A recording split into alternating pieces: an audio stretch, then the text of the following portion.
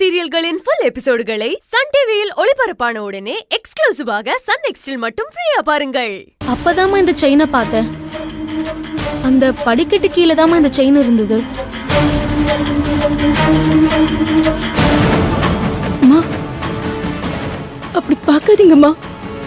இங்க என்ன நடக்குதுன்னு எனக்கு தெரியலம்மா. இத பத்தில எனக்கு எதுவுமே தெரியாதுமா. தெரியாதா? உண்மையாவே எனக்கு எதுவும் தெரியாதுமா. என்ன நடந்ததுன்னு தெரியாதா? இல்ல இந்த செயின் எப்படி இங்க வந்ததுன்னு தெரியாதா? சரி, என்ன நடந்ததுன்னு உனக்கு நான் தெளிவாவே சொல்லவா? என் பையனை அட்டாக் பண்ண அந்த 3 பேர்ல உன் தம்பி சிவாவும் ஒருத்தன்.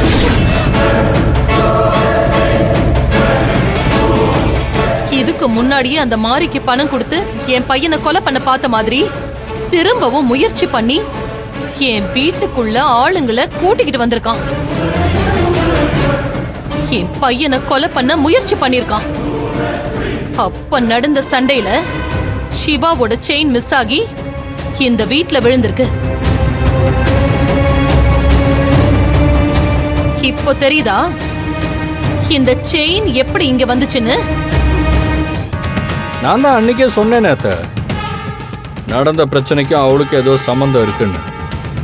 நீங்க தான் என்ன நம்பவே இல்லை.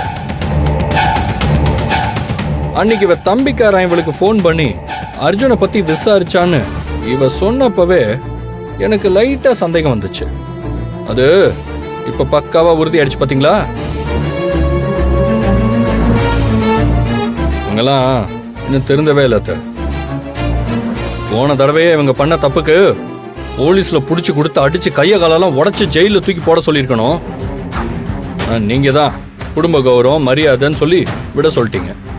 இப்ப பாருங்க எங்க வந்து நிக்குது. இவங்கெல்லாம் ஜெயில போட்டிருந்தா அர்ஜுனுக்கு இந்த நிலைமை வந்திருக்குமா? நான் தான் தப்பு பண்ணிட்டேன். நான் அந்த சிவாவையும் மூர்த்தியும் சும்மாவே விட்டுருக்க கூடாது.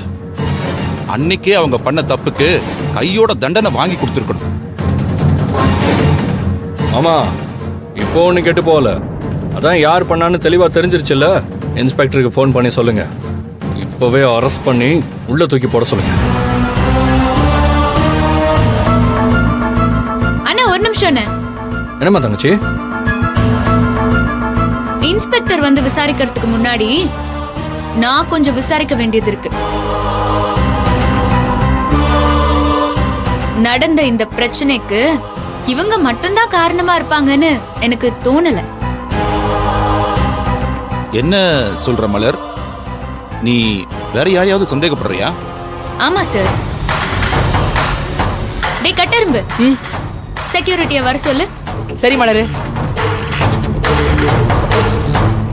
எனக்கு என்ன தோணுதுன்னா, நம்ம வீட்டுக்குள்ள அவங்க வரத்துக்கு நம்ம வீட்ல இருந்து யாரோ பிளான் பண்ணி கூப்பிட்டுருக்காங்கன்னு தான் தோணுது.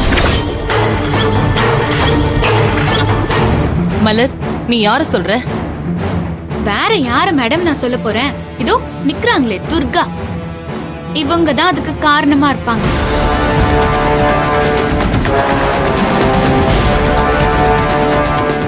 இந்த வீட்ல இருந்து இப்போதைக்கு அவங்க கூட தொடர்புல இருக்கிற ஒரே ஆள், சாரி சார், 2 ஆள் இந்த துர்காவும் நிக்கிதாவும் தான்.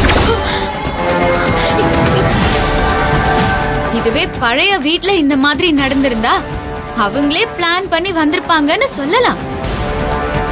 ஆனா புது வீடு அவங்களுக்கு எப்படி தெரியும்?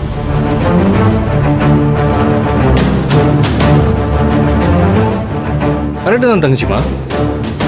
அத்தை, அன்னைக்கு இவ சொன்னதெல்லாம் போய் அவங்க அப்பாவுக்கு உடம்பு சரியில்லை, பணம் கேட்டு ஃபோன் பண்ணதா அப்படின்னு இவன் நம்ம கிட்ட பொய் சொல்லி ஏமாத்திருக்கா.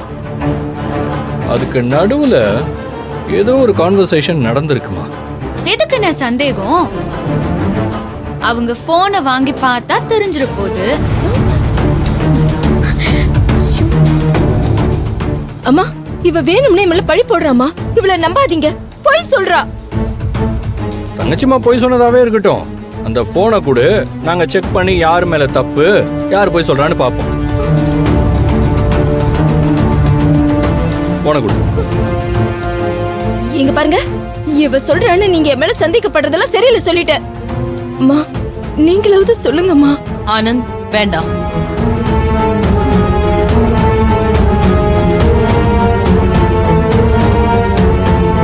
துர்கா அம்மா போனை கொடு. போனை கொடு. கொடு.